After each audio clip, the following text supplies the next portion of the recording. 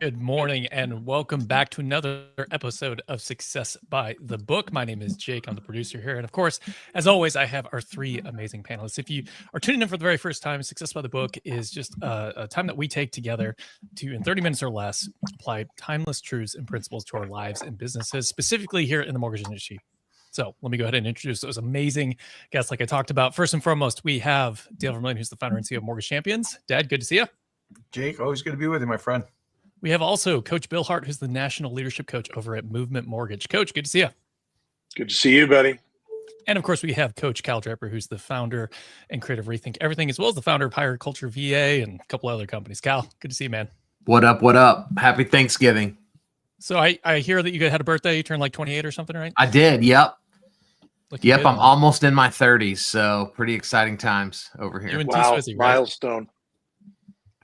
She's just trying to get on your level of mortgage. Or 42. Maybe 42 is the actual year.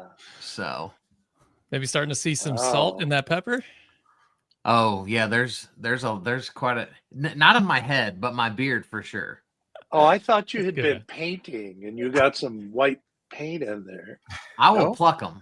I'm not ashamed. So I thought you were in your 30s, and I'm surprised you're in your 40s. That's you're an adult. Good for you. Dale barely. drives a car older than you. So 100% he does. you're I do. very young. Yeah. Yeah. Jake, please take this somewhere. Yeah, man, before we'll take it somewhere. we lose So- everyone. What we like to do at the end of every month is we like to go back and just recap some of the highlights from all the great conversations that we've had. If you haven't listened to those already, you can always do so by just going to your favorite podcasting app, Spotify, Apple Podcasts, you name it, you're going to find us there. We also post the videos to YouTube and Facebook and all the rest of it. But we like to come live and give people an opportunity to sort of catch up. We all recognize that we're busy professionals. It's a busy time of year. We're going to talk about some of that today and just give you the highlights. And then, of course, allow for time for comments and conversation. So if you're tuned in right now, just go ahead, tell us that you're tuned in. Let us know where you're tuning in from. Feel free to put a question in the chat or just wait and sort of understand what topics we're going to be unpacking today. And then feel free to put in a question anytime. We'll make sure to address them throughout as well as at the very end. So the first of our episodes that we bit into in November was vision, how to never overlook an opportunity. Now, there's a lot from that conversation that I really enjoyed and we could focus on. But as we near the end of the year, I think it makes a lot of sense to just go around the horn and ask you guys, what kind of vision should individual loan officers and then teams and or companies be putting together for themselves headed into the new year? So, Dad, let's start with you. What would you say people should be focused on in terms of their vision heading into 2025?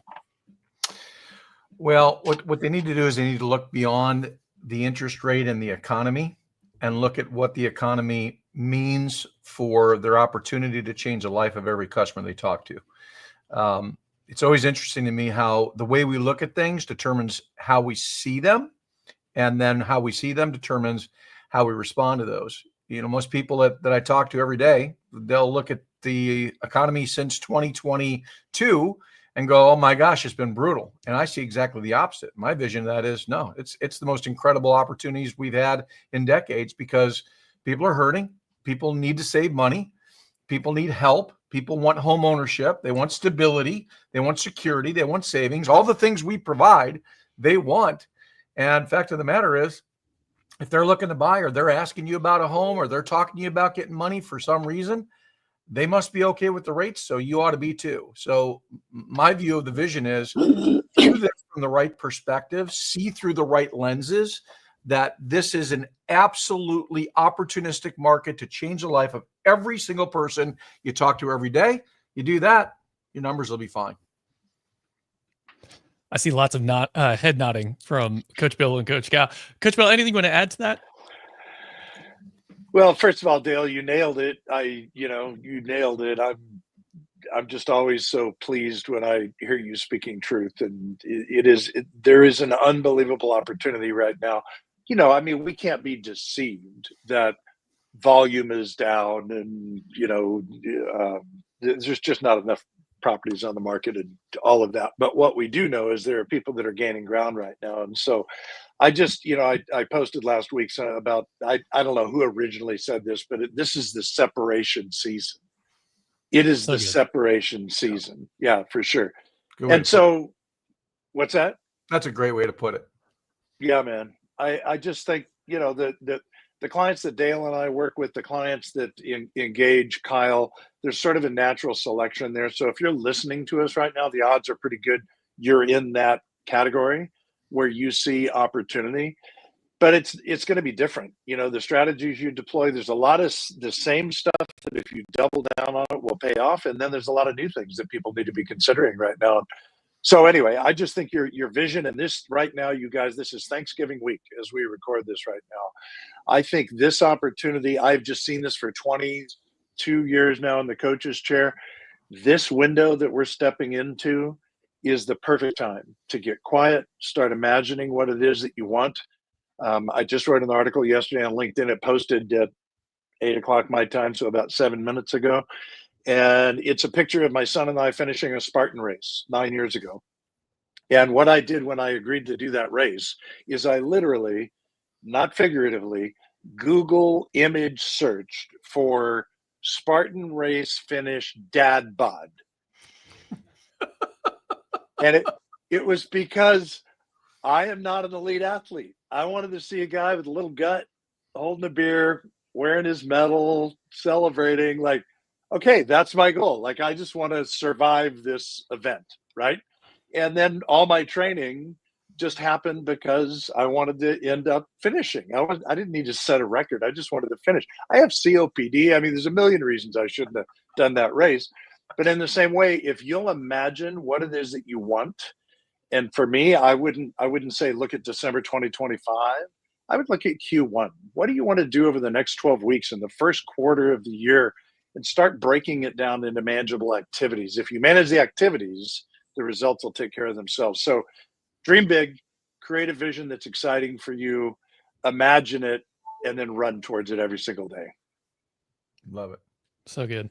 So, Dad, you kind of told us what to see around, right, in order to see the real opportunity in the marketplace. Bill, you're giving us some practical tips on how to actually put a vision in place and what the constraints around that should be, and sort of re-emphasizing something we talked about in this original episode, which was that a vision has to be something you can envision, right? If you can't really see it, then it's not something tangible enough that's actually going to draw you toward it. Kyle, can I bring in this conversation and just sort of have you talk about, okay, so you set a vision, you figure out what not to focus on, what to focus on. How do you actually then rally your team to get around that vision? What are you doing to drive people together and forward headed into 2025? Well, I think the first thing that I do with my team is simply ask them, like, what do they want out of this next season? Because I think it's super easy and also lazy for the leader to go, well, I'm the leader, so I'm going to kind of set the marching orders, and then everybody's going to march where I tell them to march. And if I haven't slowed down enough to go, man, what do you want out of this? What are your hopes and dreams? What do you hope to accomplish that you've never done before? And do you believe that can be done coming underneath the vision that we have for this company? That's got to be a part of it, in my opinion. If we're going to get people to show up, not just once, but to keep showing up time and time again. Actually, I had a team meeting this morning with my higher culture leadership, and this was a horrible way to lead the meeting, but I led the meeting with basically saying, like, guys, I don't really want to work this week. Like, I'm already kind of checked out with Thanksgiving. And it's leadership 101. Like, if you want to lead well, like, that's how you should start. And I was so proud of my team, because my team was like, Kyle, I don't know what you're talking about. We got a busy week. We're onboarding 3 We got stuff to do. We got, and so I was testing them, right? It wasn't, it was all done on purpose. Oh, we have to be very careful here, guys. Do you see what he just did? He could be testing us. That's right. You never know. You never know when you are being tested. But Jake, I think we overthink this sometimes. And the bottom line is, when's the last time you asked your people what they want out of this whole thing? And if what they want doesn't align with what you want and how you plan to get there, then there's some other conversations that need to be had. Yeah. No, that's the truth. Well, it leads us perfectly into the second episode that we hosted in November, which was all about servant leadership, right? If you're going to set a vision and get buy-in, the best pathway to achieving that buy-in is certainly to take an others first approach, right? Versus a me first approach.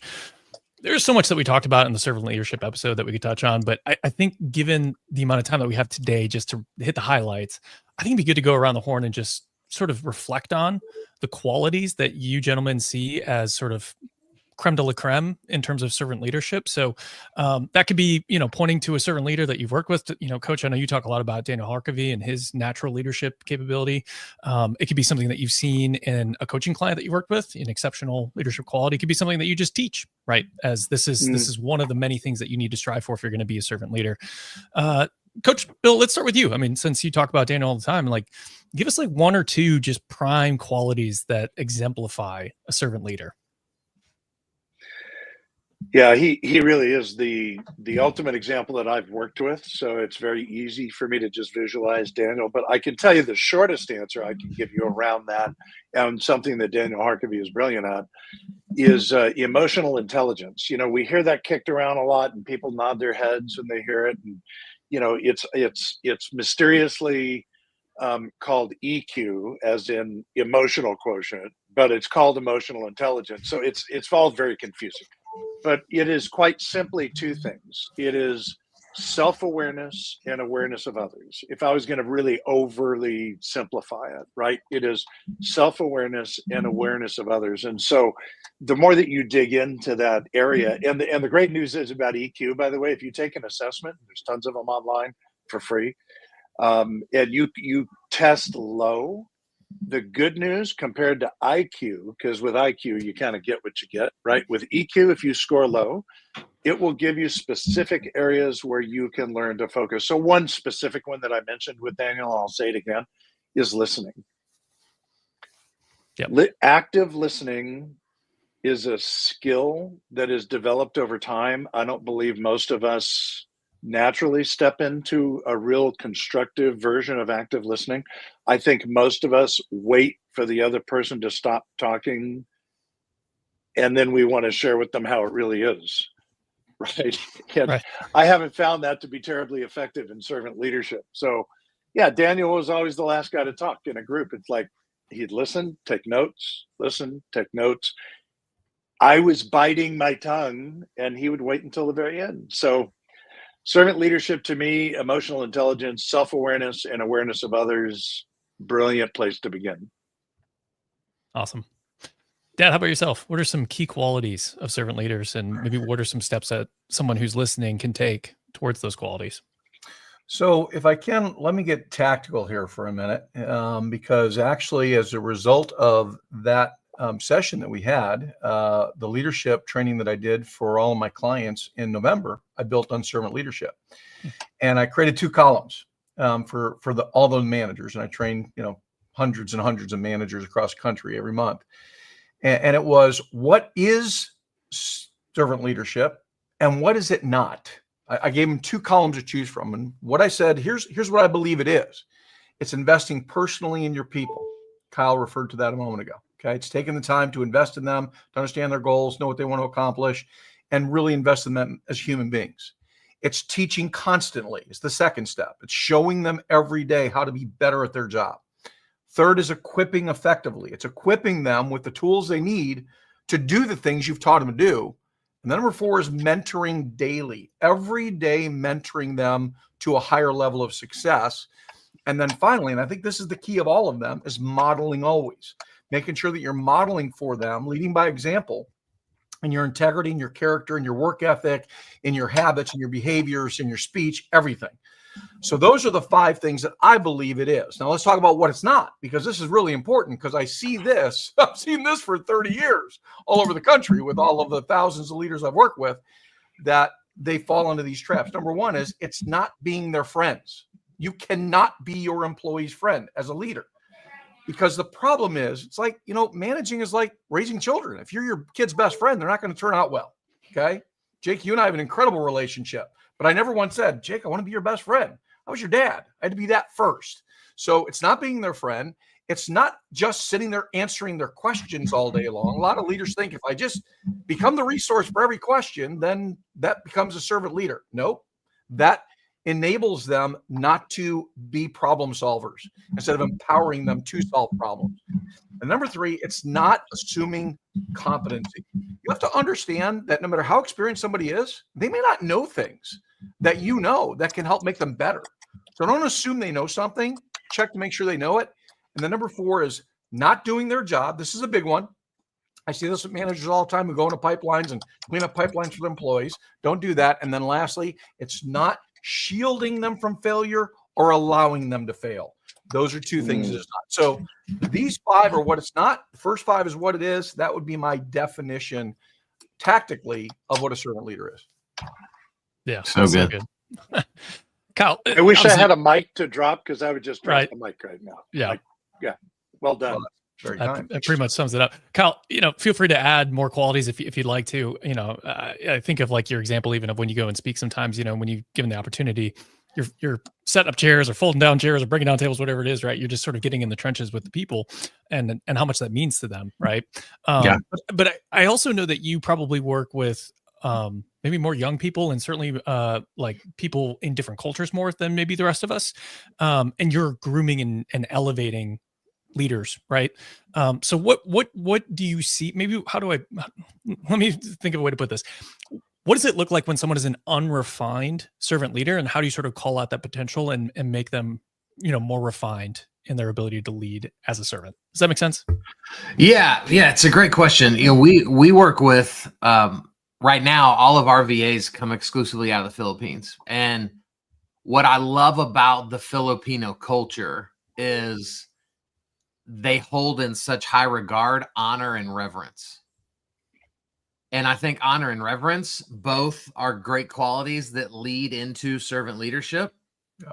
And it's why we love their culture, but every strength can be weakness. And so what I see on the unrefined side is in their attempt to honor and be reverent, they often allow themselves to be less than. And so there's that fine line, right, between how do I show honor, how do I put others first, but not inside of that make myself be less. And so that's what we're always training with our people is, guys, love the honor, love the reverence, but you are a leader. You have an opinion. You're brilliant. You have things that you need to say out loud, but you have to actually do it. And so I think that's now I don't know that that's the struggle in American culture. So maybe this piece of the conversation isn't even super relevant to our people. Well, I don't know. I mean, I think there are people who listening out there right today who could stand to hear from Coach Bill, for example. Like, you got to listen. We think of the Stephen Covey quote all the time. We use it where it's like, we often listen to reply, not to understand. Yeah. And so, like, I'm sure there's someone out there who needs to hear that. I'm sure there's someone who needs to hear from Dale. Like, you got to stop protecting your people from failing. They got to learn to fail and then learn from that failure. And from you, I think there are certainly people who, have the capacity to lead, and yet they're sitting back. And they're not willing to push back or speak up when really they should, because they are brilliant and they have great ideas that would benefit the team. Does that make sense? And to that point, I think, Kyle, the larger scenario that I think that you're describing is for you as a leader to be willing to step into the uncomfortable and help them to develop and show up in a better way. It could be that.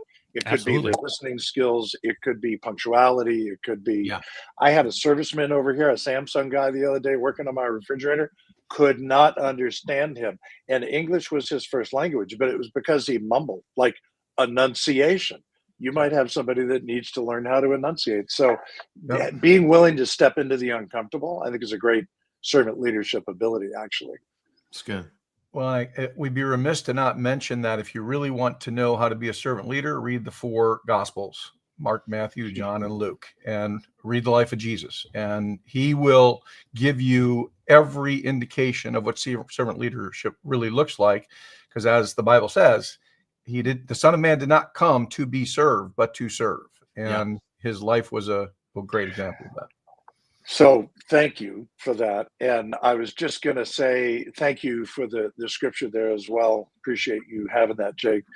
that one of the words that we hear a lot in the Bible and at church and in Bible studies is exhortation, right? You don't hear it a lot in secular circles, but it occurred to me last week, actually, I was just making some notes about leadership, and that is that exhortation is actually encouragement and education. It's both. I'm encouraging, but I'm also educating. Good. Right. And so I just think for servant leaders to look at that word, watch how many times Jesus does that through the Bible. There is encouragement, but there's also education. Awesome. I love that. That's really good. We were in 2 Timothy at church yesterday, and you see there where Paul is instructing on sort of the value of Scripture, and he says that Scripture is profitable for it. And he calls out two things which sound like synonyms, reproofing and correction. And so it's like, well, why two of the same, two different words for the same thing? And it gets exactly what you're talking about, Coach Bill, is like the act of reproofing, which is to sort of, first sit and recognize what's been done, and then secondly to correct, which is to shape future behavior, are two different acts, right? Like to your point, what Kyle was getting at, you first have to step into that situation, that space, and allow it to be a little bit uncomfortable, and then you can positively work together to be changing the course for the future. So good. So good. All right. Well, hey, we're getting close on our time, so let's get to our third and last topic and our most recent episode, all about unity, how to bridge gaps rather than widen them. I think it would be beneficial because this is such sort of a busy time of year, although not necessarily a busy time in our businesses. I think sometimes there's conflict at this time of year because people have a lot going on personally. There's maybe not as much going on professionally. To Kyle's point, like there are going to be weeks where it's like we feel like, hey, we just don't want to be here, but there are things that need to be done. Everyone's sort of already looking toward, the next year and sort of, building expectation. And are those expectations to be met? Bad news comes out from the Fed or whatever. There's just a lot going on. So let's point out, and Dad, I want to start with you. What are like the lurking stressors that might be sitting within a team or a company that people should be proactively thinking about and beginning to guard against to prevent disunity headed into the Christmas season and then the new year after that? Yeah. So probably the biggest stressor that you see this time of the year with, particularly in the originations world, is the concern about, the times that consumers are going to be off in December and November because of the holidays. And then how am I going to finish the year? And then how am I going to start next year with my pipeline? And then that creates stress where now they're pressuring their ops partners to get things done. It's just a vicious cycle. And, it's interesting to me in all the years that I managed, 12 years, December traditionally is one of the slowest, if not the slowest month in the year for most lenders. It was my best month every single year because I geared people up for it well in advance. And I told them, look, we know these things are happening. We know that people are off during Thanksgiving. They're off during the last week of the year. And we know that you don't want to end weak. You want to end strong. We also know you want to go into the year with a big pipeline so that you don't come back from the holidays and now you're all stressed out and you're pushing too hard. So manage it very proactively. Understand that we're going to go back to vision here for a minute. Those that say, well, people are going to be off, it's a bad time, are thinking wrong. That's stinking thinking. Let's think about it the other way. They're home. You actually can get a hold of them. This might be the best time to get a hold of them to talk about how you can help them. Think about simple messages like, let's get you debt free in 2025.